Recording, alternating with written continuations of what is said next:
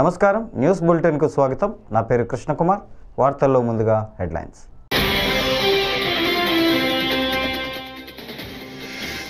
ఎమ్మెల్యేల మెప్పు కోసం పోలీసులు నిబంధనలు ఉల్లంఘిస్తే తీవ్ర పరిణామాలు తప్పవు.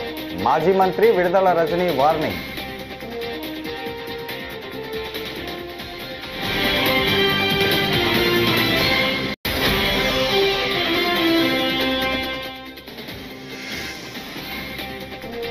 ఎమ్మెల్సీ టికెట్ల కేటాయింపులో వర్మకు నిరాశ.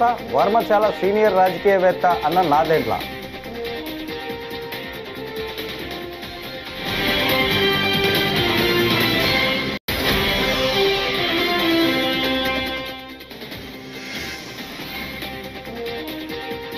ఎమ్మెల్సీ అభ్యర్థిగా విజయశాంతి నామినేషన్ హాజరైన సీఎం రేవంత్ రెడ్డి.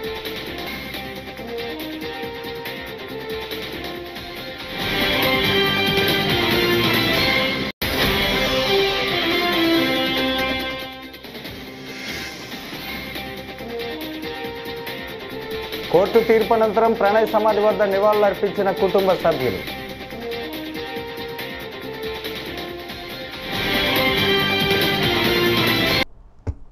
ఇక డీటెయిల్స్ చూస్తే, పిఠాపురం టీడీపీ మాజీ ఎమ్మెల్యే ఎస్వీఎస్ఎన్ వర్మకు ఎమ్మెల్సీ టికెట్ దక్కకపోవడం చర్చనీయాంశంగా మారింది. ఈ నేపథ్యంలో జనసేన పీఏసీ చైర్మన్ మంత్రి నాదెండ్ల మనోహర్ స్పందించారు. వర్మ చాలా సీనియర్ రాజకీయవేత్త అని వెల్లడించారు. ఆయన కూడా సుదీర్ఘమైన రాజకీయ ప్రయాణం చేశారని, గతంలో ఎన్నో ఇబ్బందులు పడిన విషయం మనందరము చూశామని వివరించారు. ముమ్మరంగా ఏర్పాట్లన్నీ కూడా సాగుతూ ఉన్నాయి. అయితే ఇక్కడ మనం అందరం కూడా ప్రధానంగా చూడాల్సింది, పిఠాపురంలో నిర్వహించుకోబోయే ఈ సభ ఖచ్చితంగా గతంలో ఎప్పుడు లేని విధంగా చక్కటి ఏర్పాట్లు, సౌకర్యాలు, అంత దూర ప్రయాణం చేసే ప్రతి ఒక్క నాయకుడికి, కార్యకర్తకి తిరుగు ప్రయాణంలో కూడా ఎక్కడ కూడా లోటు లేకుండా చూసుకోవాల్సిన బాధ్యత మీ అందరం కూడా చాలా జాగ్రత్తగా ప్రిపేర్ చేసుకుంటూ వస్తూ ఉన్నాం. సభ 4ంటికి ప్రారంభమై కొన్ని కల్చరల్ ప్రోగ్రామ్స్ మా పార్టీ అధ్యక్షులు పవన్ కళ్యాణ్ గారి ఆదేశాలతో యువతకు ప్రాధాన్యత ఇవ్వమని కోరడం జరిగింది.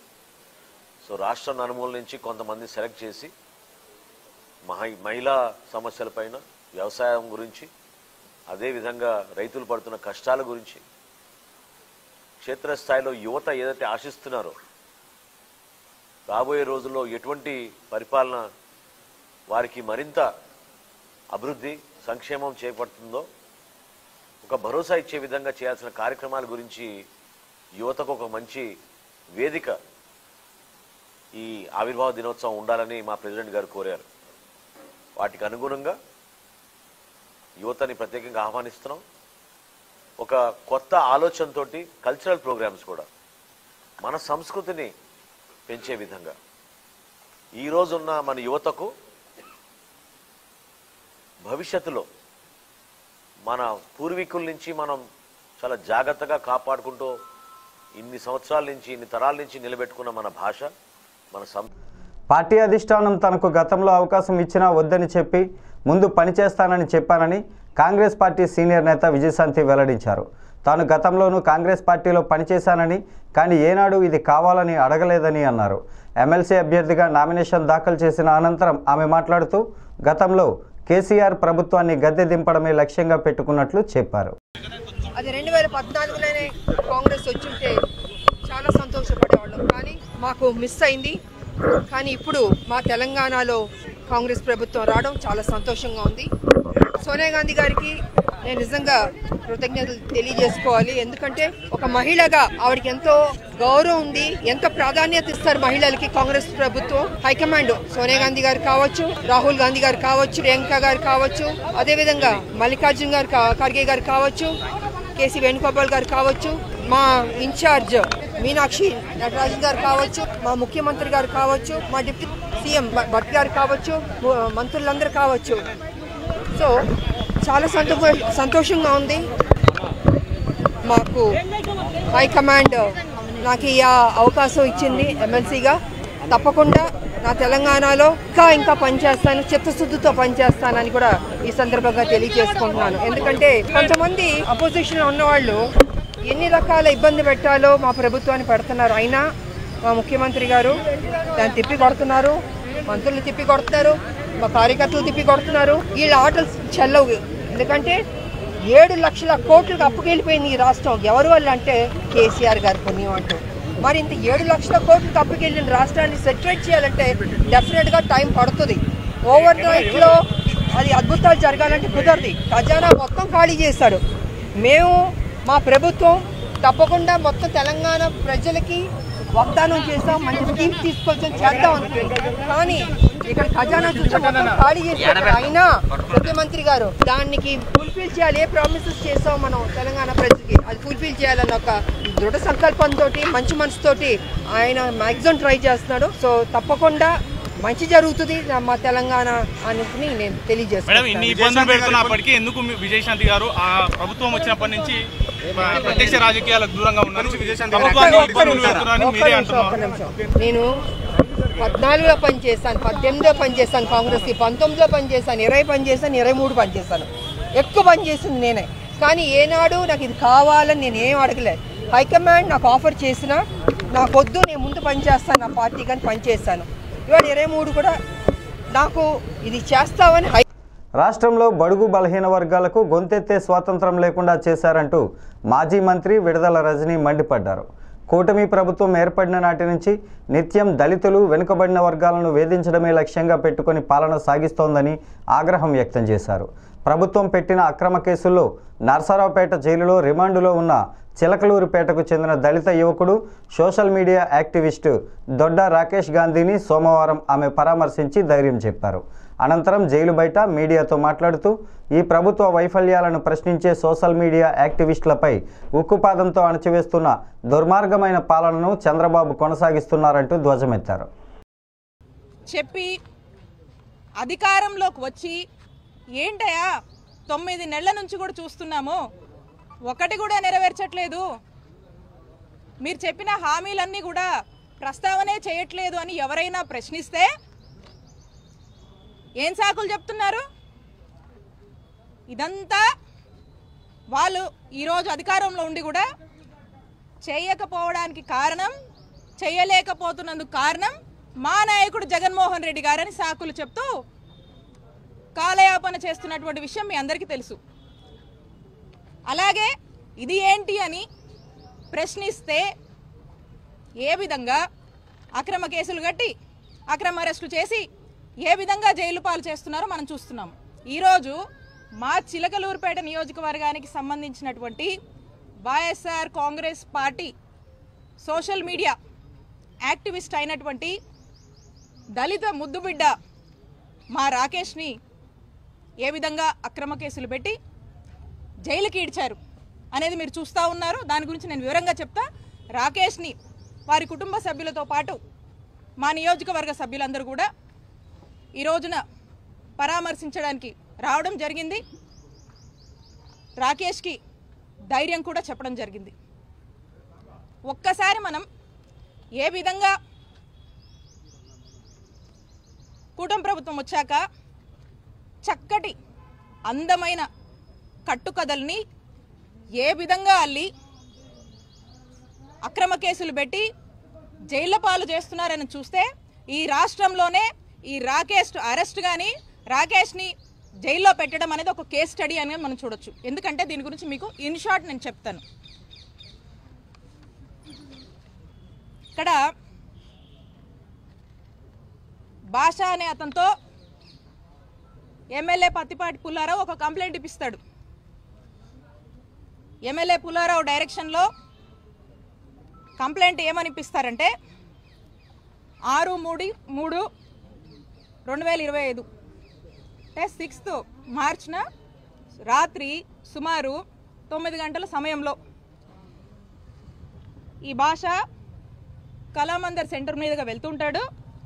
అప్పుడు వెళ్తున్నప్పుడు దారిలో ఈ దొడ్డ రాకేష్ గాంధీ, ఫణీంద్ర నాగిశెట్టి, దామిశెట్టి రామకోటేశ్వరరావు ఈ ముగ్గురు కూడా నలుపు రంగు డ్యూక్ బైక్ పైన వచ్చి నన్ను అడ్డుకొని అబ్యూజివ్ వర్డ్స్ని మెన్షన్ చేశారు. ఆ వర్డ్స్ నేను మెన్షన్ చేయడం. నల్గొండ కోర్టు తీర్పుపై ప్రణయ్ తండ్రి బాలస్వామి స్పందించారు. ఈ తీర్పు నేరస్తులకు కనువిప్పు కలగాలన్నారు. ప్రణయ్ హత్యతో మేము చాలా కోల్పోయాం. ఇలాంటి హత్యలు జరగటం విచారకరం. ఈ తీర్పుతో పరువు హత్యలు ఆగిపోవాలి అని బాలస్వామి అన్నారు. 2018 సెప్టెంబర్ 14న ప్రణయ్ హత్య జరగ్గా ఇన్నాళ్లకు ఈ కేసులో తుది తీర్పు వెలువడింది.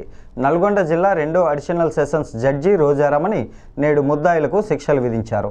A2 సుభాష్ శర్మకు మరణశిక్ష, మిగిలిన ముద్దాయిలకు జీవిత ఖైదు విధించారు. కానీ ఆ హత్య తర్వాత కూడా చాలా హత్యలు జరగటం అనేది జరిగింది. అయితే ఈ హత్య తర్వాత జరిగినటువంటి హత్యలు చేసిన వాళ్ళకి కానివ్వండి, ఇంకా ఈ కులాన్ని పట్టుకొని వేలాడే వాళ్లకు, కుల దురహంకార హత్యలు చేసే వాళ్లకు, తర్వాత కన్న కూతుర్లను చంపుకునే వాళ్లకు, కన్న కొడుకులను చంపుకునే వాళ్లకు, అవతలి వ్యక్తులను చంపే వాళ్లకు కులం పేరుతోని ఈ యొక్క తీర్పు అనేది కనువిప్పు కావాలని నేను కోరుకుంటున్నాను.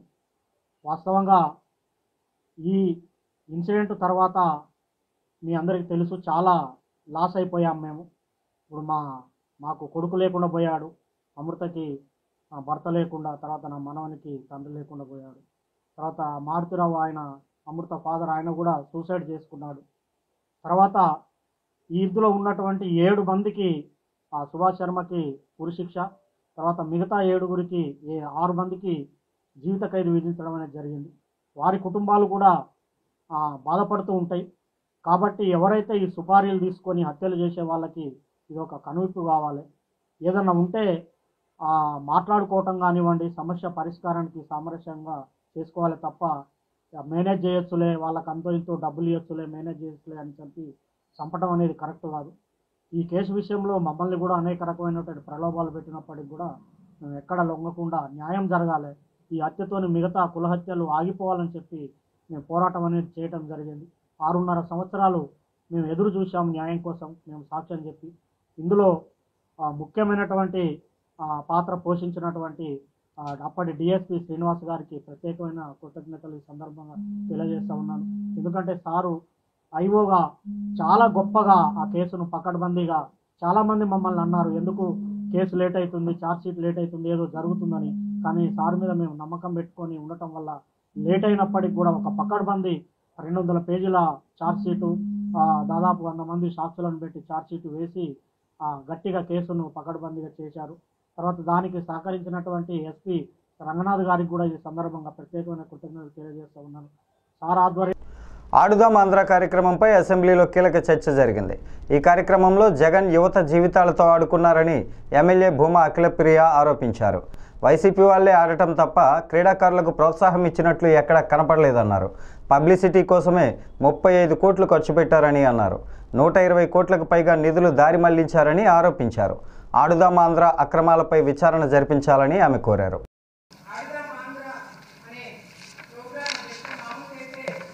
క్రీడాకారులను ఎంకరేజ్ చేయడానికి గ్రామ స్థాయి నుంచి రాష్ట్ర స్థాయి వరకు స్పోర్ట్స్ని ఎంకరేజ్ చేయాల్సిన కార్యక్రమం అధ్యక్ష ఇది యాక్చువల్గా. కానీ ఆడుదాం ఆంధ్ర అనే పేరుతో ఆంధ్రాతోనే ఆడుకున్నారు అధ్యక్ష. వాళ్ళు ఆడుకున్నారు అధ్యక్ష, మేము కాపాడుతున్నాం అధ్యక్ష. అధ్యక్ష, ఈరోజు ఫుట్బాల్కి వాలీబాల్కి తేడా తెలియని వాళ్ళు కూడా గతంలో మంత్రిగా మరి 120 కోట్ల రూపాయలతో ఈ గేమ్స్ కండక్ట్ చేయడం అనేది చాలా విడ్డూరంగా ఉంది అధ్యక్ష. ఎందుకంటే అధ్యక్ష, వాళ్ళు ఎక్కడ కూడా క్రీడాకారులను ఎంకరేజ్ చేస్తున్నట్టు కానీ, పలానా క్రీడలో పలానా ప్లేయరు ఫోకస్ అయినట్టుగా కానీ ఎక్కడ మనకు కనిపించలేదు అధ్యక్ష. ఎంతసేపు వైసీపీకి సంబంధించిన మంత్రులు వాళ్ళే ఆడినారు అధ్యక్ష, వాళ్ళే కింద పడ్డారు అధ్యక్ష, వాళ్ళే డాన్స్లు వేసినారు అధ్యక్ష. అంతేగాని క్రీడాకారులను ఎంకరేజ్ చేసినట్టుగా కూడా ఎక్కడ కూడా ఎవరు ఫోకస్ కాలేదు అధ్యక్ష. అధ్యక్ష, మిగతా స్కామ్లకి ఈ స్కామ్కి తేడా ఏంటంటే అధ్యక్ష, మిగతా స్కామ్లకి మనము ప్రజల్ని మోటివేట్ చేసి వాళ్ళని జరిగిన కార్యక్రమాలు వాళ్ళకి ప్రెస్ మీట్ల ద్వారానో ఇంకొక ప్రోగ్రాంల ద్వారా వాళ్ళకి చెప్పాల్సిన అవసరం ఉండింది అధ్యక్ష. కానీ ఈ ఆడుదాం ఆంధ్ర అనే ఒక స్కామ్ అధ్యక్ష కళ్ళ ముందర గ్రామ స్థాయి నుంచి రాష్ట్ర స్థాయి వరకు జిల్లా స్థాయి వరకు అందరూ కూడా గమనించిన స్కామ్ అధ్యక్ష ఇది. ఎందుకంటే క్రీడాకారులు ఆడడానికి ఇచ్చిన కిట్స్ అధ్యక్ష నాణ్యత లేదు అధ్యక్ష. ఫస్ట్ బాల్కే బ్యాట్ ఇరిగిపోయినాయి అధ్యక్ష. కిట్స్ మీద ఏదైతే పబ్లిసిటీ కోసం స్టిక్కర్లు పెట్టుకున్నారో దాని మీద ఫోకస్ పెట్టారే తప్ప క్రీడల మీద వీళ్ళు ఫోకస్ పెట్టలేకపోయినారు అధ్యక్ష. అంతేకాకుండా అధ్యక్ష, ఈ మెయిన్ కాన్సెప్ట్ వచ్చేసి సచివాలయం నుంచి గ్రామ స్థాయి నుంచి మండల స్థాయి నుంచి జిల్లా స్థాయి నుంచి రాష్ట్ర స్థాయి నుంచి గేమ్స్ కండక్ట్ చేసి ఆ గేమ్స్ ద్వారా వచ్చిన వాళ్ళకి ఫుడ్, ట్రాన్స్పోర్టు, నంద్యాల బస్టాండ్లో ఏపీఎస్ఆర్టీసీ రిటైర్డ్ ఉద్యోగులు సోమవారం ఆందోళన చేపట్టారు. 2014 కంటే ముందు రిటైర్డ్ అయిన ఆర్టీసీ ఉద్యోగస్తులకు సామాజిక పింఛను ఇవ్వాలంటూ డిమాండ్ చేశారు. రిటైర్డ్ ఉద్యోగస్తుల ఆధార్ కార్డులను ఆన్లైన్లో కొట్టగానే ఎంప్లాయీస్ అని చూపిస్తోందని, మరి ఏ పింఛను రావట్లేదని ఆవేదన వ్యక్తం చేశారు. ఈపీఎఫ్ పెన్షన్ 1400 నుంచి 2000 మాత్రమే రావడంతో తమ జీవనోపాధి గడవటం లేదని ఆందోళన చెందుతున్నారు.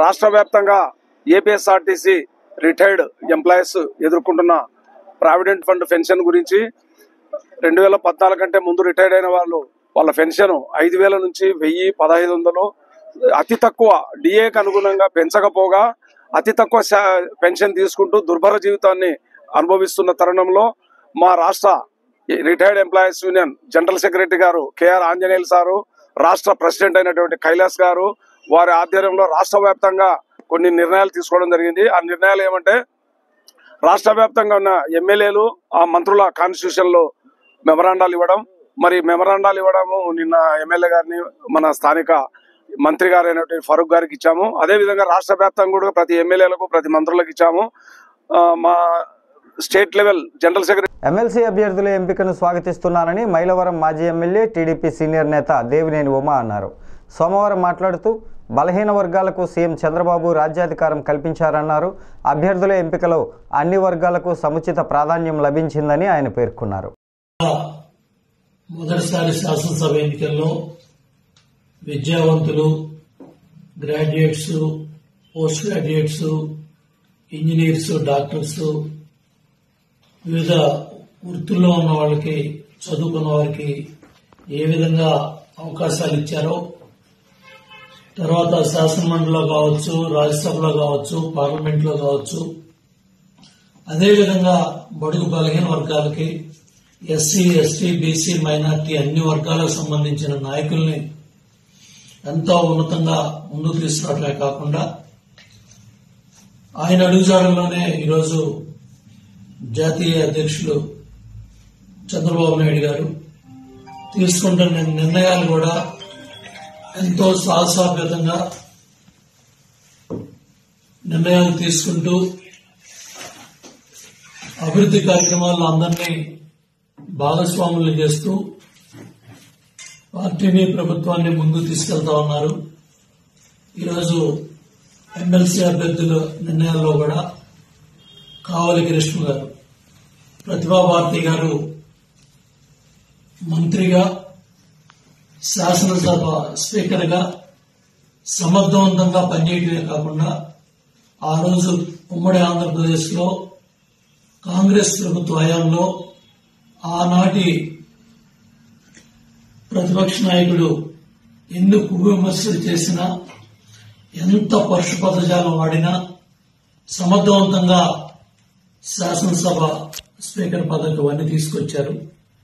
మరి జస్టిస్ పున్నయ్య గారి కుటుంబం ఇవాళ అంతర్జాతీయ మహిళా దినోత్సవం జరుపుకున్న ఈ రోజుల్లో మహిళా సోదరిమణి కావలి గ్రీష్మ యువతగా సమర్థవంతంగా పెద్దల సభలో పనిచేసే విధంగా ముందుకెళ్లాలని కోరుకుంటూ, అట్లాగే నెల్లూరు బేదారావు చంద్ర యాదవ్ ఆ రోజు ఇరిగేషన్ మంత్రిగా ఉన్నప్పుడు, నారాయణ గారు మంత్రిగా ఉన్నప్పుడు ఆ జిల్లాలో ఇరిగేషన్ ప్రాజెక్టుల పనులు పరిగెత్తడంలో కానీ, పనిచేయించుకోవడంలో కానీ, అధికార యంత్రాంగంతో కలిసి పనిచేయటం కానీ, పదవి లేకున్నా కూడా సమర్థవంతంగా పార్టీ పదవుల ద్వారా. గుంటూరు వట్టిచెరుకూరు మండలం మట్లూరు గ్రామంలో జనసేన మండల నాయకుడు పత్తి భావనారాయణ విలేకరిపై చేసిన దాడి ఘటనలో విలేకరి రమణయ్యకు సరైన న్యాయం జరగనందువలన సోమవారం ఎస్పీ ప్రజా పరిష్కార వేదికలో ఫిర్యాదు చేశారు. ఈ సందర్భంగా రమణయ్య మాట్లాడుతూ దాడి చేసిన భావనారాయణపై జర్నలిస్టులకు సంబంధించిన కేసులు నమోదు చేసి తనకు న్యాయం చేయవలసిందిగా ఎస్పీని కోరామని అన్నారు. భావనారాయణ నుంచి నాకు ప్రాణహాని ఉందని వాపోయారు. ప్రతిపాడు నియోజకవర్గంలోని ఒట్టిచెరుకూరు మండలంలో పేపర్ పత్రికలో ఒక దినపత్రికలో నేను విలేకరిగా పనిచేస్తున్నాను. ఈ నెల 1వ తారీఖున 1వ తేదీన సివిల్ సప్లై సంబంధించిన అధికారులు మా గ్రామంలో రేషన్ షాప్ తనిఖీల నిమిత్తం వచ్చారు. ఈ విషయం తెలిసి నేను సార్ వాళ్ళకి ఫోన్ చేస్తే పలానా షాప్ నెంబర్ 23 దగ్గర ఉన్నాను, మీరు రమ్మని చెప్పి చెబితే మేము కూడా ఆ షాప్ దగ్గరికి వార్తా సేకరణలో భాగంగా షాప్ దగ్గరికి వెళ్ళి ఫోటోలు తీసుకోవడం జరిగింది. అయితే అదే సమయంలో ఒట్టిచెరుకూరు మండలం జనసేన పార్టీకి సంబంధించిన పత్తి బాగున్నారాయన అనే వ్యక్తి నా మీద దాడి చేసి నా చొక్క కొట్టుకొని నెట్టి నానా బూతులు మాట్లాడుతూ నా జేబులో ఉన్న సెల్ ఫోన్ లాగేసుకొని కిందకి వేసుకోవడం జరిగింది. ఈ విషయంలో డీటీ గారు మొత్తం అక్కడ సివిల్ సప్లై డీటీ గారు ఉన్నారు, అదంతా చూశారు. ఈ విషయం నేను స్థానిక పోలీస్ స్టేషన్లో ఫిర్యాదు చేయడం జరిగింది. పోలీసులు ఆల్రెడీ ఎఫ్ఐఆర్ చేయడం జరిగింది. అయితే అక్కడ పోలీసు వాళ్ళు జర్నలిస్టులకు సంబంధించిన సెక్షన్లో యాడ్ చేయలేదు ఆ చట్టంలో, ఆ ఎఫ్ఐఆర్లో. మేము ఇప్పుడు ఈరోజు ఇక్కడికి ఎస్పీ గారిని మా జర్నలిస్టులకు సంబంధించిన చట్టాలని ఇంప్లిమెంటేషన్ చేయమని కోరటానికి వచ్చాము. జనసేన పార్టీ అధ్యక్షుడు నా మీద దాడి జరిగిన జనసేన పార్టీ అధ్యక్షుడిని చట్ట ప్రకారం శిక్షించి నాకు న్యాయం చేయాలని కోరుతున్నాను. కూటమి ప్రభుత్వం విద్యుత్ ఛార్జీల పెంపుపై మాట మారుస్తోందని అద్దంకి నియోజకవర్గ జై భీమరావు భారత్ పార్టీ సమన్వయకర్త హేబేలు సోమవారం విమర్శించారు. ప్రస్తుతం ట్రూ అప్ అదనపు ఛార్జీలు ఎందుకు వేస్తున్నారని ఆయన ప్రశ్నించారు.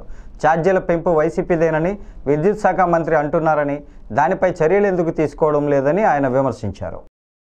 నమస్కారం, నేను మీ పులిపాటి హేబేలు జై భీమరావు భారత్ పార్టీ అద్దంకి నియోజకవర్గ ఇన్ఛార్జి. రాష్ట్ర విద్యుత్ శాఖ మంత్రి అసెంబ్లీ సాక్షిగా విద్యుత్ ఛార్జీలను పెంచలేదని చెప్పేసి అబద్ధాలు చెప్తున్నారు.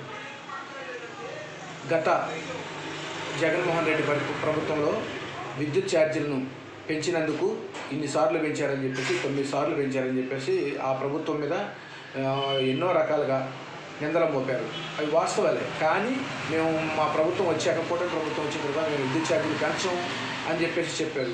మరి వీడు చేస్తుంది 2022 బకాయిలకు సంబంధించి ప్రజల మీద మోపుతున్నారు. 2023కి సంబంధించిన బకాయిలకు సంబంధించి ప్రజల మీద విద్యుత్ ఛార్జీలు వేస్తున్నారు. ట్రూ అప్ ఛార్జీల కింద కూడా ప్రజల మీద భారం మోపుతున్నారు. ఈ రకంగా ప్రజల మీద భారం మోపుతూ కూడా మేము ప్రజల మీద ఏ రకమైనటువంటి అధిక ఛార్జీలు వసూలు చేయట్లేదని చెప్పేసి అసెంబ్లీ సాక్షిగా నిన్నగాక మొన్న చెప్తున్నారు.